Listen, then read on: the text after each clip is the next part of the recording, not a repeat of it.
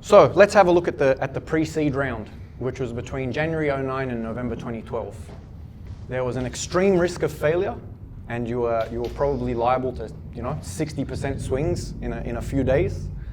The earliest developers and speculators were the equity holders in this company, and the company was effectively just going through protocol improvements and debuggings. Also, though, you had the first exchanges started to get launched and hacked very frequently. When the cash injection came, a lot of the earliest developers sold down and had enough money in their bank balances to start working full-time on Bitcoin. So all of a sudden you start seeing the developer effort increase exponentially as these earlier developers get richer and sell down. And there was a terrible user experience. And if there's a word worse than terrible, that's how bad it was. So then we moved into the seed round, and this was sort of a double drawdown. So you had your cash in from your investors, a bit more of a sell down, but because Bitcoin is a minnow, all it takes is a couple of $1 million, and there was another cash injection. A lot of the early birds again sold back down and dedicated their life to Bitcoin, improving its utility and therefore increasing value per coin. So in the seed round, there was a very high risk of failure, and you were still subject to 50% swings up or down in a matter of days. The earliest developers and speculators are still the main equity holders. And yeah, like I said, more and more people added to the exponential,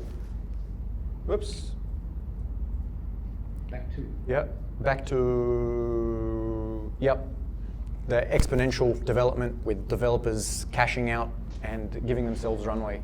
You also had the beginning of the age of ASIC mining, so end of the panning days. More protocol improvements and hardening, more robust exchanges. They were still getting hacked though.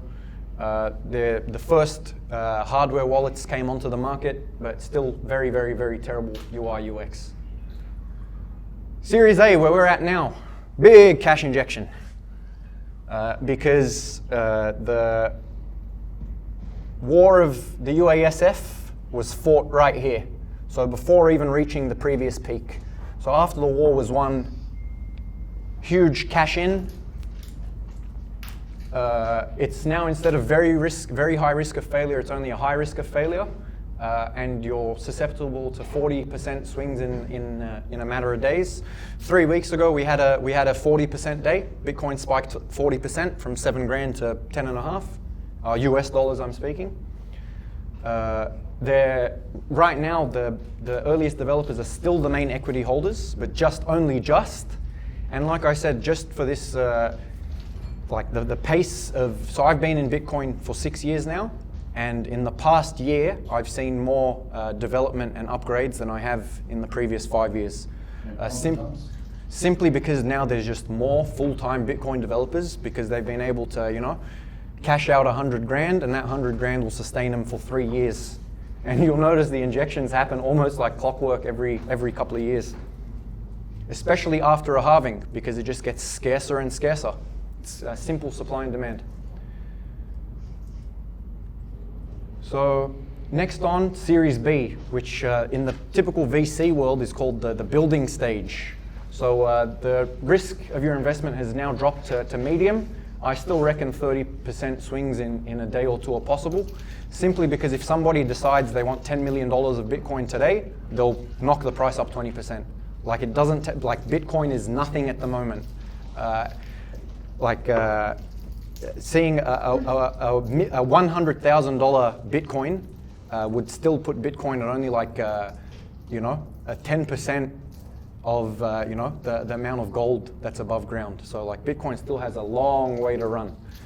So the earliest developers and speculators they're no longer the main equity holders, but they're all now multimillionaires that are working full-time in Bitcoin. Layer 3 is actually currently getting built out, so we don't even have to wait till April 2020. And more redundancy, more satellites, better products. in the next difficulty era, once Schnorr and Taproot are activated, you'll be able to have massively multi-sig addresses, and we'll talk about what a multi-sig address is. It's basically, you guys ever seen any movies where they have like nuclear codes in the Pentagon and they need to do a nuke and they have to get the president, vice president, secretary of defense, like they've got to get a few people with keys? Same as multi-sig. So you can do currently now on Bitcoin like a 7 of 9 multi-sig, where you need 7 keys out of the full 9 to do a transaction. When the protocol gets improved, this will effectively be unlimited. So let's say a huge super fund or Goldman Sachs or something were in custody of $500 billion worth of Bitcoin. What they'd be able to do to ensure no risk of loss is they could do something like a 70 of 90 scheme, where the general manager of every office in the world has a key, and 70 of them need to come together to, move coldly stored funds. And then in funds that are, you can set up like, 2 of 3 keys with a small balance for every office, and they'll have like delegated approval for money spending, delegated authority. So the US is vastly improving. Even now, the UI and UX is improving markedly, and we'll talk about that when we talk about the nodes. And during this time, we can expect the layer 1 to ossify. Now, what that means is just to become harder, more inert, and like effectively no longer like improvable. Or if there are improvements, they'll be moving very, very glacially. This is because you need basically a rock-solid, unchangeable base protocol, so you can allow the layers to build on top of it. And you will see like ossification of layer 2, layer 3, layer 4. So the amount of layers that you can lay on Bitcoin is just similar. It's just like an onion, similar to the internet. So then we'll have Series C, which will be between 2024 and 2027. And Series C is the scaling. So again, we're not talking widespread scaled till 2024 to 2027. So it's still very, very, very early in Bitcoin's life. So at this point, it's a low risk of failure. You probably only have to cop 20% gains or losses over a couple of days. At this point, I see market cap of Bitcoin being about $1 trillion. So 5 or 6 times more than it's worth now. And still only 1/8 of the market cap of gold. And yeah, more layers, more redundancies, probably branching into satellite internet provision as well. So there'll be horizontal and vertical integration of companies. So miners will start buying brokers. They might start buying electricity plants. So in America now, there's a company called Layer 1. It's just raised $200 million. 50 million from Peter Thiel, co-founder of PayPal and billionaire at large. And they're basically building a power plant, a mining like ASIC chip factory, hiring their own hardware engineers, and using Texas wind to bring mining back to America instead of having China dominate it. Because even though governments are you guys got to remember that governments are very, very incompetent people. So I used to be involved in politics as a younger age, and maybe that's what drove me to Bitcoin. But hanging around the young versions of the parties, so young Liberal, young Labour, most of these people, their sole ambition is power. They're usually incompetent, not very good at uni. They go campaigning for a candidate, and if they impress and suck up to the candidate enough, and it's called the flying squad, and the candidate wins, they just become career staffers. And they bide their time, and they end up becoming treasurers of fucking countries, believe it or not. So having been in one of these young movements, you have nothing to look forward for. I'm very sorry, like you have nothing to look forward to. So if America was smart, for example, as smart as Peter Thiel, who was also his analytics was basically the only analytics that predicted the Trump victory. So this guy's knows data. He knows, where the puck is moving. A very, very smart, capable, technological individual. But I lost my train of thought, so I won't waste any more time because we're starting to run out of time. So one of the last stages is IPO, very low risk of failure. you're still liable to 10% swings because it's just still so small. But at IPO, I see a $1 million Bitcoin, which will make the market cap 21 trillion. So only, a couple of times more than gold. And at the current rate of inflation in 10 years, your average house in Sydney will probably be worth $3 million. So like Bitcoin is a fixed amount, and the potential cash that can find its way into Bitcoin is unlimited. So it's naturally upwardly volatile forever. And layer 5 solutions will probably get built out. After the IPO period, you'll have a blue chip period where the risk is effectively zero, and Bitcoin is really coming into its own as a medium of exchange on top of a store of wealth. So you can actually then think about spending your Bitcoin without having that regret that you spend it and the next day it drops 40%. You might just have a stock market-like volatility amongst blue chips, or you just have 1 or 2% volatility every day. So that's the end of Act 4.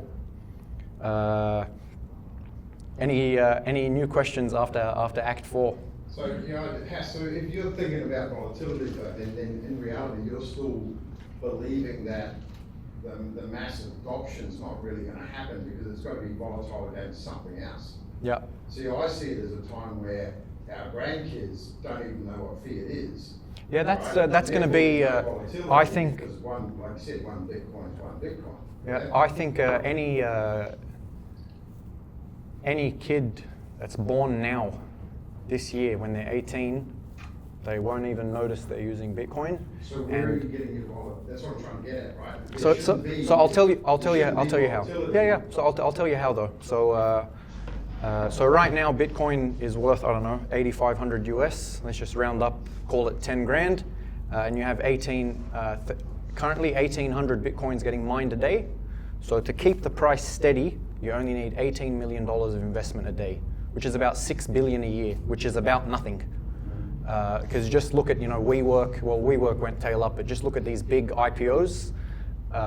It's not much, $6 billion a year. Next year, if there's no change in demand, the block reward gets halved to 900 coins a day. So if there's no change in demand, Bitcoin's price necessarily doubles. But because there's improvements to the protocols, demand will increase. So if demand does increase a little bit and then it holds steady for 4 years and the demand stays consistent, in 4 years Bitcoin will necessarily double because the price is halved. And yeah, if you double enough times, there's an old proverb: if you get a chessboard and put a piece of rice on the first square and put double the amount of rice on every subsequent square, do you know how many pieces of rice you'll have on the chessboard by the end of it? Something like septillions. So it doesn't take many doublings to get Bitcoin from 10 grand to $1 million bucks. So if there is no change in demand at all, it'll be $1 million Bitcoin. Now at that point, it's very hard to move a $21 trillion market cap industry, at least downwards, because so just... what I'm getting at is, where's the volatility? We want to have a Bitcoin as the savior of the world. It's got to be volatile, pegged against something. Because the hardest part is, guys, we still think in dollar terms, yeah. Right? So that's why we get the shits when it's 20 grand one day, $4 the next. Yeah. But I look and I go, you won't.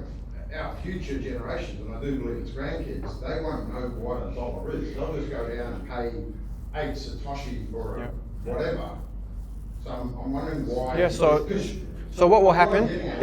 You've got this great plan, and that's the best I've ever seen in terms of how to explain where Bitcoin's at, and that is great. But I'm really curious because you're such a believer. Yeah. So in the world I see, So in the world I see, I'll give my kids 100 Satoshi allowance. They'll go get a coffee today for 8 Satoshi, and when they go to get their coffee in a month, they only have to pay 7 Satoshi, because the price of coffee has decreased relative to the value of Bitcoin because it's so rare. So it'll be deflationary.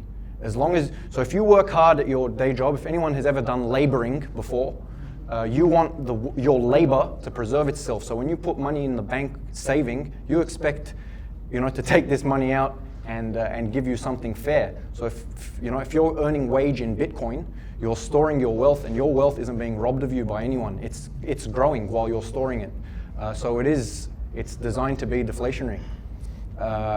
Simply because now the thing is, Bitcoin isn't an assault on the legacy system. Assaulting something is a waste of time. Trying to change something is a waste of time.